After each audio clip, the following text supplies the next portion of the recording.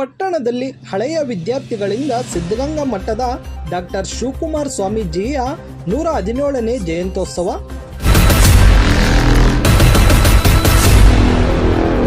ಬಂಗಾರಪೇಟೆ ತ್ರಿವಿಧ ದಾಸೋಹಿ ನಡೆದಾಡುವ ದೇವರು ಎಂದು ಖ್ಯಾತರಾಗಿದ್ದ ತುಮಕೂರಿನ ಸಿದ್ಧಗಂಗಾ ಮಠದ ಡಾಕ್ಟರ್ ಶಿವಕುಮಾರ ಸ್ವಾಮೀಜಿಗಳ 117ನೇ ಜಯಂತಿ ಆಚರಣೆ ಮಾಡುತ್ತಿರುವುದು ನಮ್ಮೆಲ್ಲರ ಭಾಗ್ಯ ಎಂದು ಮಾಜಿ ಪುರಸಭೆ ಸದಸ್ಯ ಬಿಸಿ ಮೂರ್ತಿ ತಿಳಿಸಿದರು.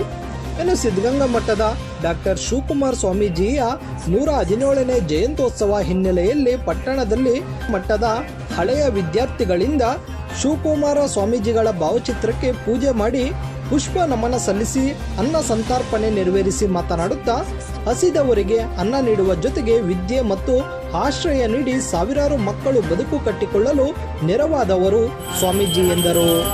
ಈ ಸಂದರ್ಭದಲ್ಲಿ ಪುರಸಭೆಯ ಸದಸ್ಯರಾದ ವೆಂಕಟೇಶ್, ಗೋವಿಂದ, ಮುಖಂಡರಾದ ಶಾಂತಿನಗರ ಕಿಟ್ಟಣ್ಣ, ರಂಗಪ್ಪ, ಜೀವನ್, ರವಿಕುಮಾರ್, ಶ್ರೀಧರ್, ಕೇಶವ, ಉಮೇಶ್, ಸಿಂಗ್, ಶಬೀರ್, ವಿನೋದ್, ಮುನ್ನನಾರಾಯಣ ಹಾಗೂ ಹಳೆಯ ವಿದ್ಯಾರ್ಥಿಗಳು ಭಾಗವಹಿಸಿದ್ದರು.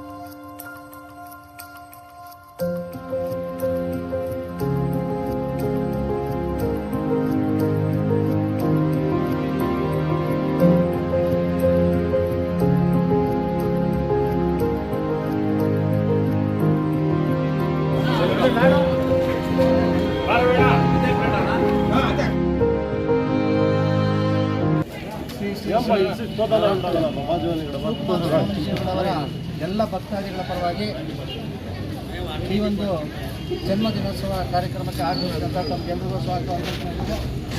ಈ ಒಂದು ಕಾರ್ಯಕ್ರಮ ನಮಗೆಲ್ರಿಗೂ ಶಿವಕುಮಾರ ಸ್ವಾಮೀಜಿಗಳವರು ಆದರ್ಶಪ್ರಾಯರಾಗಿ ನಡೆದಾಡುವಂಥ ದೇವರು ಅಂತ ಕರೆಯಲ್ಪಡುವ ಶಿವಕುಮಾರ ಸ್ವಾಮೀಜಿಗಳು ತಲೆತಲಾಂತರವಾಗಿ ಮುಂದಿನ ಪೀಳಿಗೆ ಇನ್ನೊಂದು ಪೀಳಿಗೆ ಏನು ಬರ್ತಕ್ಕಂಥ ಪೀಳಿಗೆ ನೆನೆಸ್ಕೊಳ್ತಕ್ಕಂತಹ ಕಾರ್ಯವನ್ನು ಮಾಡಿರ್ತಕ್ಕಂಥ ತ್ರಿವಿಧ ದಾಸೋಹಿ ಡಾಕ್ಟರ್ ಶಿವಕುಮಾರ ಸ್ವಾಮೀಜಿಯವರನ್ನು ಪ್ರತಿ ವರ್ಷ ಈ ಒಂದು ಕಾರ್ಯಕ್ರಮವನ್ನು ಆಯೋಜನೆ ಮಾಡ್ತಾ ಇರ್ತಕ್ಕಂತಹ ಈ ಎಲ್ಲ ಆಯೋಜಕರಿಗೆ ಬಂಗಾರಪೇಟೆಯ ಜನತೆಯ ಪರವಾಗಿ ಹೃತ್ಪೂರ್ವಕ ಧನ್ಯವಾದಗಳನ್ನು ಮತ್ತು ಅಭಿನಂದನೆಗಳನ್ನು ಅರ್ಪಿಸ್ತಾ ಇದ್ದೇವೆ.